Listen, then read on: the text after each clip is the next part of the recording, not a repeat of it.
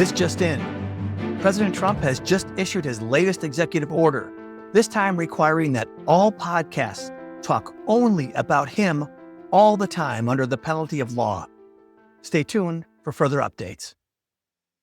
Hey everyone, and thanks for tuning in. I'm James Peppe, and this is PepTalks. All right, now I know some of you think I spend entirely too much time talking about Donald Trump. I get it. But you have to understand, he's the president of the United States. He has the world's biggest megaphone, and he uses it every day to command our attention multiple times a day. More to the point. The president's words and actions matter more than anyone else's right now. I promise, I'm not picking on him for sport.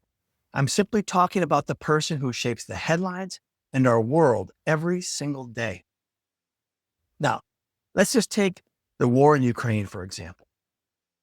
1 minute, President Trump says, believe it, whatever it is. The next minute he says, don't believe it. Now, nothing about it has changed, only he has.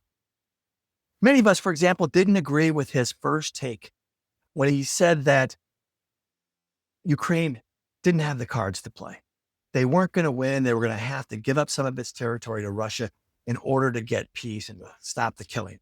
A lot of us didn't agree with that. But more recently, the president said Ukraine can win the war, can take back its territory. He believes that Ukraine can win. And this is in 180 degrees contrast to what he said before. So a lot of us, me included, we do agree with that. Didn't agree with his original position. We do agree with him now. Conversely, a lot of you agreed with him when he basically yelled at Zelensky in the Oval Office and told him that he couldn't win. And maybe that was a reflection that you just don't care much about Ukraine. That's certainly what Vice President Vance said. But the point is, you probably agreed with him back then, some of you. And if you did agree with him then, maybe you don't agree with him now. Here's my point. Which Donald Trump do we trust? Here's the thing. This episode really isn't about Donald Trump. It's about you. It's about us. We should always be careful about extending trust to any politicians, especially those we consider for our highest office. Keep this in mind. Their words matter. Their words should consistently reflect their principles, their values, and their clear objectives so that we, the people, can reasonably offer or withhold our support, our trust. Now, obviously, many politicians speak out of both sides of their mouths. That's not new.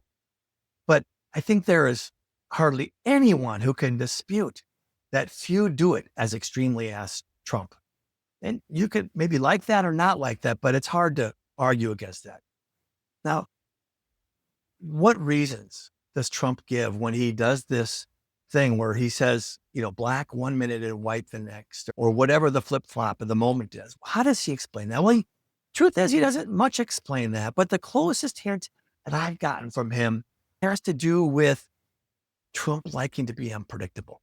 At least that's the way he views himself, right? If you go all the way back to the 2015 campaign, when he first broke onto the scene, when Trump would be asked really kind of tough questions that you would expect of a presidential candidate, he would say something to the effect of he didn't like to give detailed answers to those kinds of questions because he wanted to be unpredictable. He thought, or at least he said, that being unpredictable is strategic. You don't want people to know everything about what you're thinking.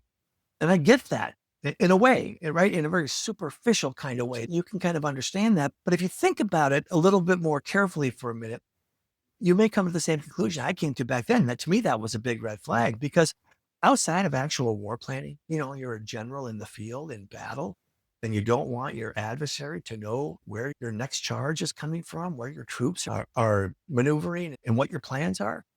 Outside of that, predictability in our leaders, especially our civilian leaders, our leaders who conduct global diplomacy and manage our domestic affairs, we want them to be just the opposite. We want them to be very, very clear. In fact, unpredictability in those kinds of ways is really the very definition of untrustworthiness. And it's dangerous because we need to know what to expect so that we can all kind of plan our behaviors and our activities and everything around that, whether we're individual Americans or whether we're foreign countries that are trying to have a relationship of one kind or another with the United States. Especially, by the way, if you're a foreign adversary, because, we don't want a conflict to start by accident because countries around the world didn't understand what our president meant and thought that doing X, Y, or Z, nobody would care, right? We want everyone around the world, as well as here at home, to know exactly what we think and what we expect in the world around us. Now, that's kind of Trump, right? He wants to be unpredictable, but I think part of that is he wants the wiggle room by not pinning himself down to details most of the time. He can be anywhere he wants to be at any given moment. And that's kind of worked for him in a strange sort of way. But again, for the rest of us, it leaves us uncertain about what's really the policy at any given moment. And it can change so quickly, the next time the president puts a tweet out or something like that. But what about MAGA? What about his supporters? Trump does this thing where he's on different sides of every issue constantly, right? He just is. He's all over the place all the time. So I always wonder if you're a supporter of his, whether it's an everyday, regular American like us kind of supporters, or whether it's some of his close in lieutenants, his cabinet members, his allies in Congress, whoever. These guys are kind of, most of them, for better or worse, depending on your perspective, they're polished politicians. They're accustomed to staying on message, to not doing this overt flip-flopping. Don't get me wrong, politicians flip-flop plenty, but they're much more polished about it than the president. And we'll get to that in just a second here, but it's got to make them a little uncomfortable when JD Vance, let's take JD Vance and our example about Ukraine for a moment. Vance, again, is very outspoken on the public record about being against us helping Ukraine, about being against anything that is supportive of Ukraine. I mean, he was right there with President Trump, dressing down Zelensky in the Oval Office, and just reveling in it. I mean, he has said virtually verbatim, I don't give a shit what happens to Ukraine, right? So he's been on this one side of that issue. And now you got the president really kind of getting fed up with Russia and talking more about being sympathetic to Ukraine and that they can win. And, who knows? Maybe it'll be tomorrow when he says that we're going to actually help them more. What does kind of like Vance think of that? I mean, now he's kind of flipped with the president, right? Or else he's disloyal. And the same thing with all the rest of his supporters. And what about his everyday supporters in MAGA? How do you feel when, you're just getting all charged up behind position X and then he switches it to position Y, which is just exactly the opposite? How do you feel about that? How do you justify it? How do you explain it? Because I think for a lot of people, they really struggle with that because they're afraid if they disagree with the president changing direction, then that will sort of undermine their support for him. My attitude is you can disagree with a guy on an issue here or there and still overall support them. I mean, who among us supports anybody in politics for sure, but anywhere in our lives, 100%, right? But anyways, I digress. Here's what I think about the way mega supporters, and maybe you guys in the comments below while you're subscribing to Pep Talks, you can correct me or add to this or whatever. But my impression is that there's several ways they look at the president when he does stuff like this and why it doesn't seem to affect their ability to trust him. Remember, that's what we're talking about here is trust. They say, he's not a politician. He speaks his mind, which is true, right? You can't deny the fact that at any given moment, at least it seems like you always know what's on Donald Trump's mind because he can't help but spew it out, whether it's in an all caps tweet or whether it's, at the microphone or on a rant at a rally or whatever. He does speak his mind.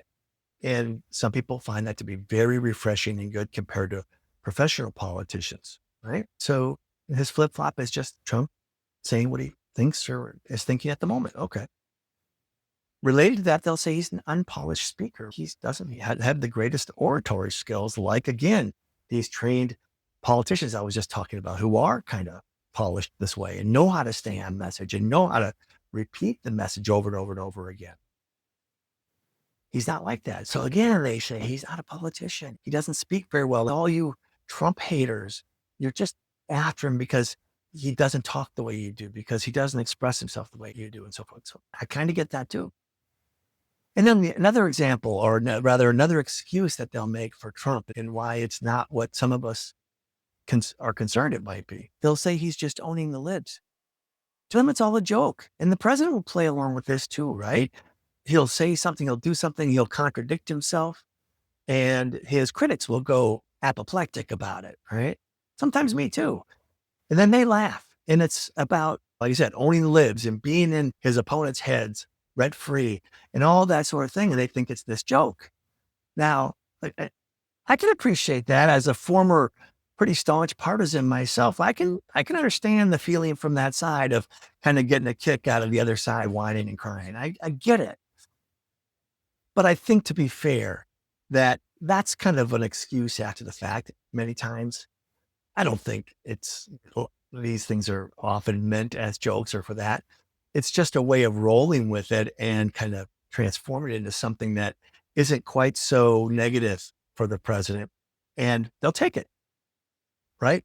Ooh, the libs are crying, and it's all that sort of Trump derangement syndrome and all that. So, and then I suppose one other thing, I don't hear this very much. Maybe you do, but you could just say that Trump changed his mind.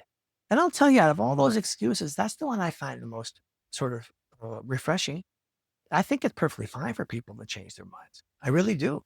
I wish politicians would do that more, frankly, not literally all the time, but it seems so often that they change positions, but they never just come right out and say, hey, I've read about it, I've learned about it, I've listened to people.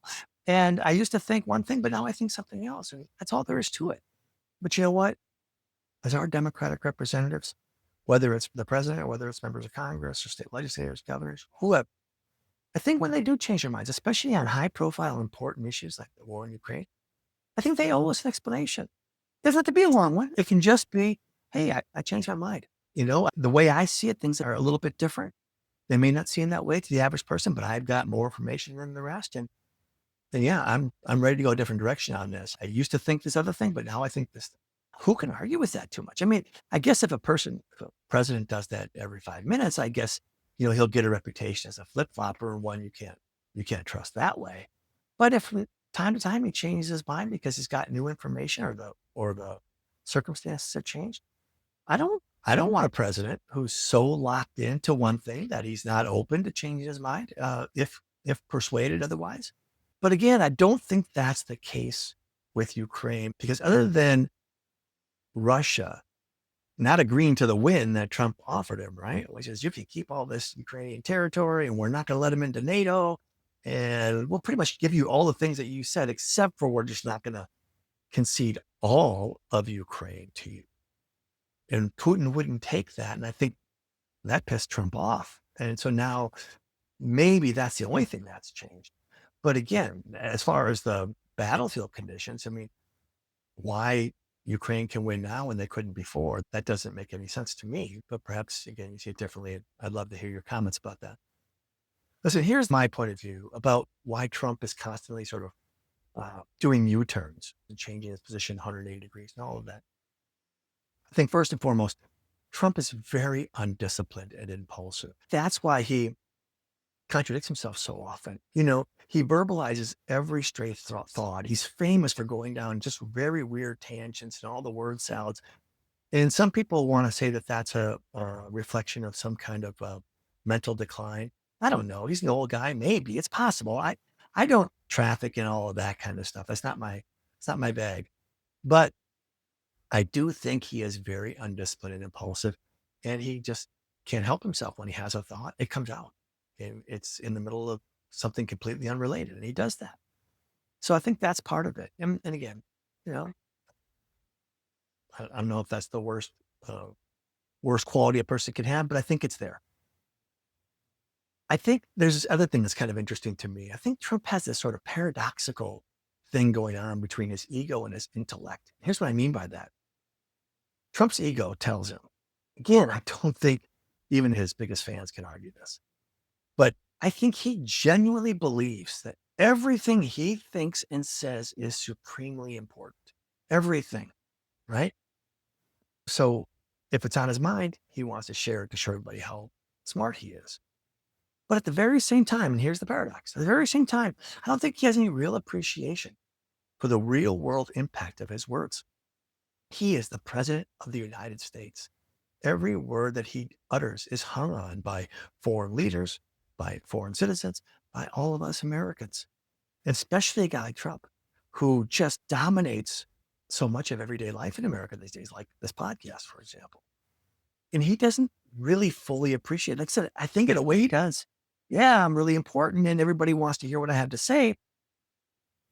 I don't think he really realizes how that affects things, whether it's financial markets, whether it's war and peace, whether it's you name it, the situation in American cities that is going on with ICE and with National Guard stuff and whatever. Uh, He knows, I think, that his actions can be meaningful, but I just don't think he always appreciates what a careless word can do in the world around him, especially when it comes to trust, especially when he contradicts himself. And some of us, maybe not all, but some of us, a lot of us, are left wondering, well, which one of these do I believe? Do I believe that he doesn't think Ukraine can win, or do I trust that he believes that they can win? And how will the policy reflect that? It's difficult, right? Here's another thing about Trump. He's famously transactional.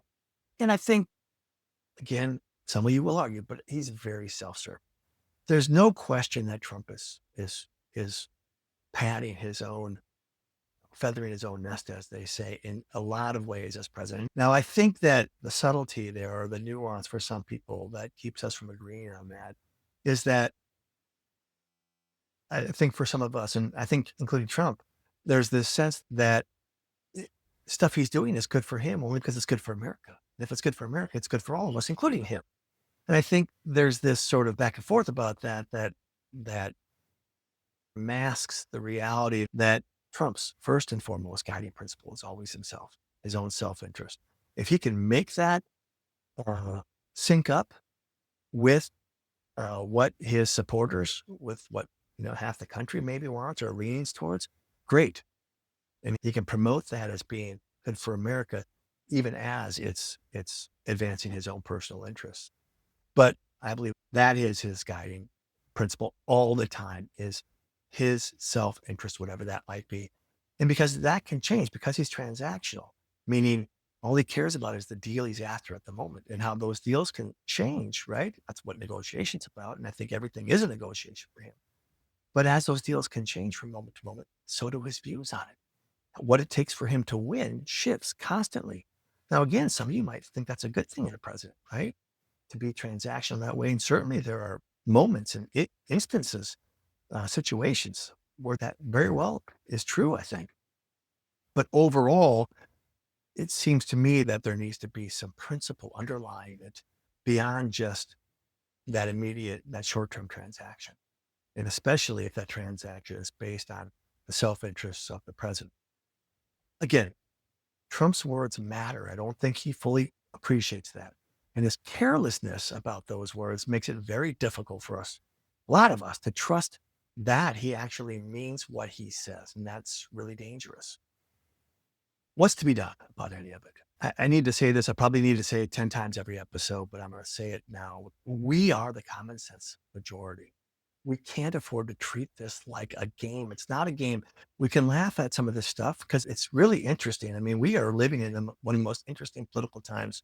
And as I say that, maybe it's worth saying to you that I'm not one of these guys, even though I'm not a fan or supporter of the president. I'm not one of these doom and gloom guys who thinks that, we're on the edge of the end of everything in America, where our democracy is going to be gone. Trump's going to turn us into Nazi Germany, that kind of stuff. So that's not my thing. But this is serious enough. And he is the president of the United States. And we can only laugh about some of these things so much. It's serious business. And certainly our friends in Europe who are concerned about the war in Ukraine expanding and all that sort of thing, not to mention the folks in Ukraine themselves, they don't have much to laugh about these days. So we need to treat this a little bit more seriously. And we need to really think about our leaders and our ability to trust them, right? We need leaders who stand for something beyond themselves. And I think we probably can do a better job as CommonSense Americans to hold them to account that way, to demand more from them. They've got to do more than just tell us that they're looking out for us. They've got to show us in more substantive ways, because I think we've gotten too many political leaders, right? Alert the media, politicians who are looking out for themselves, right? Shocking. But it is becoming a bit of a crisis in America. And it goes, I think, all the way to the top, and then pretty wide too. So we need to do a better job of holding them accountable to us first and foremost before they, you know, promote their own careers. We need to keep asking tough questions.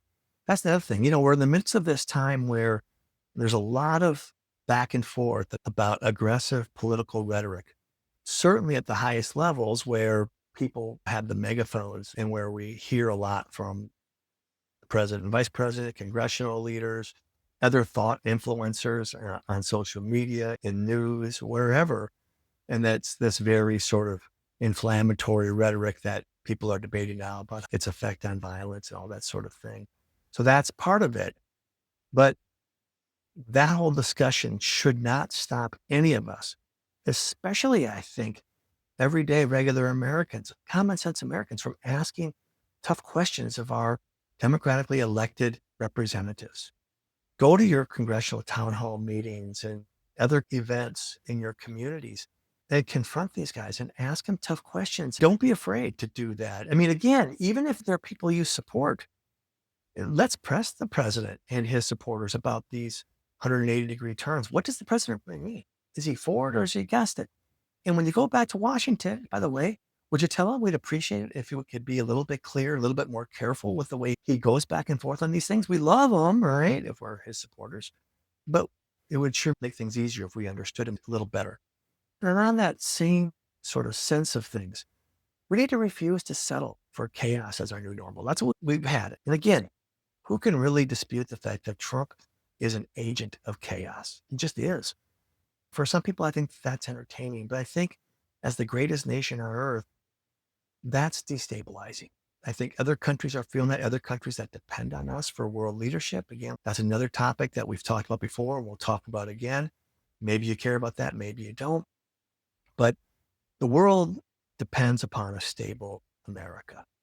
And I think we as Americans here at home, we depend on our country being stable so that we can go about the most important everyday aspects of our lives without having to wonder every day, what's going on in Washington? What's up with the president? And, you know, what are the changes that are happening that should I be concerned about? Me, my family, my kids, kids' schools, whatever. We don't need more chaos and instability. We need just the opposite.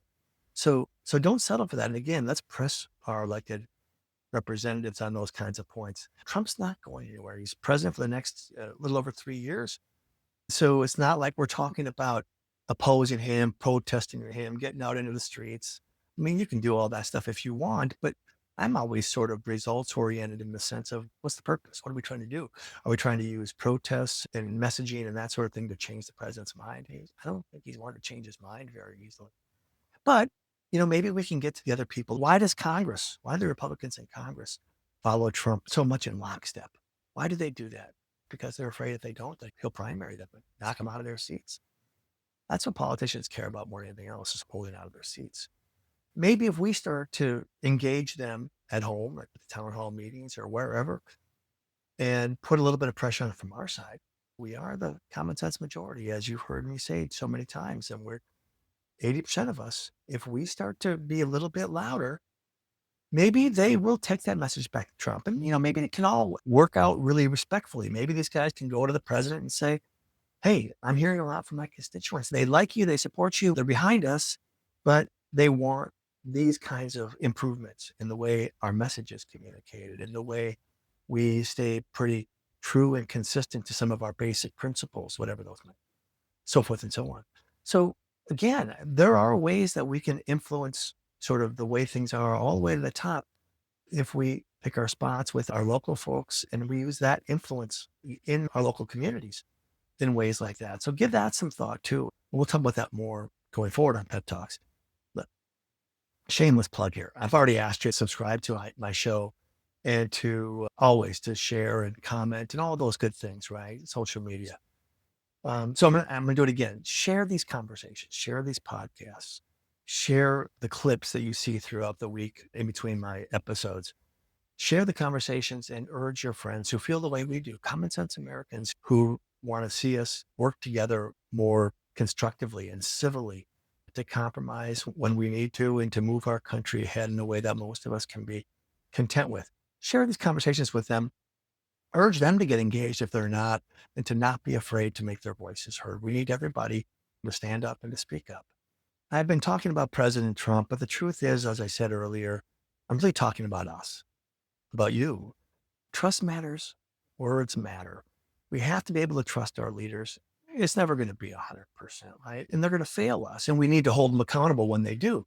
But it matters. And we need to be able to know that their words, their ideas, that they're linked to some kind of underlayer of principle and values that we can relate to and that we can support and share, because that's what keeps things true. That's what keeps things moving in a steady, consistent direction. If it's scattered, if it's not tethered to anything other than the circumstance of the moment, it's just too chaotic, too unstable to really, again, manage the greatest country in the world. And here's the thing, right? If we can't trust the president's words, how do we trust his leadership? And if we can't trust his leadership, don't we risk sacrificing America's future to chaos? That's the way it seems to me. And I think now those are the really big risks that we take if we as regular folks don't take our power back and exercise it a little bit more thoughtfully, right? I'll say it again.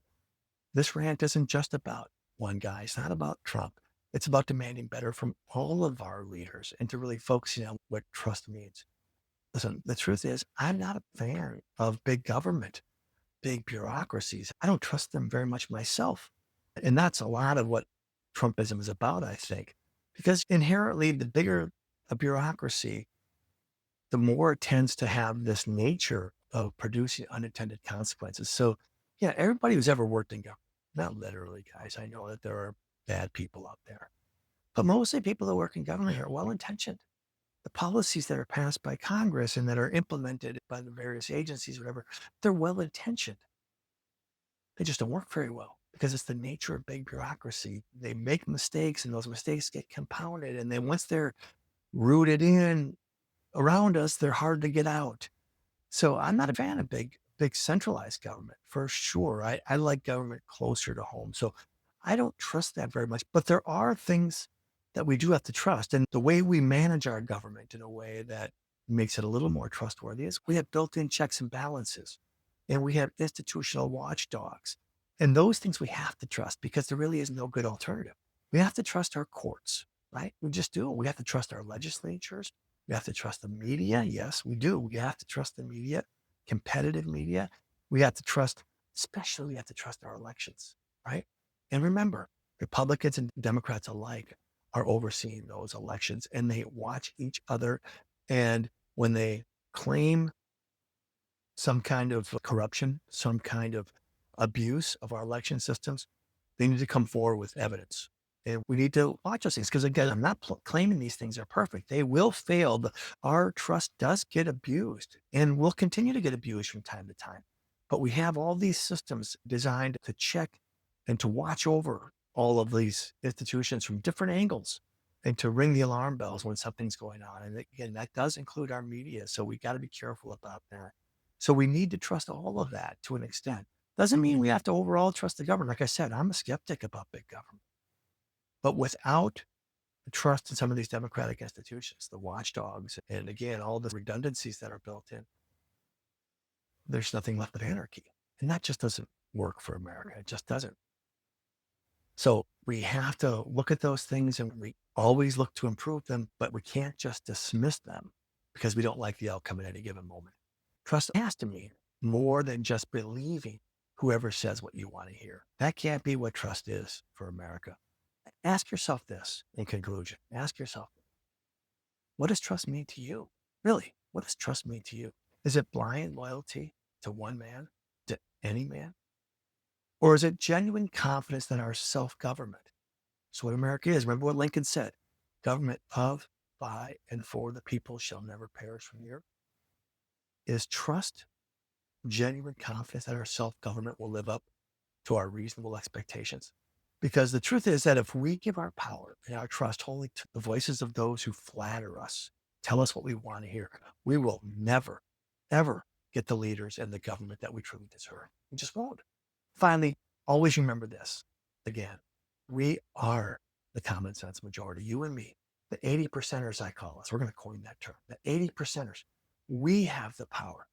And it's time that we started using it. So get loud, everybody, in this conversation and out and about in your community. Get loud and keep coming back to Pep Talks. I can't tell you how much I appreciate you. And I look forward to our next conversation. See you next week.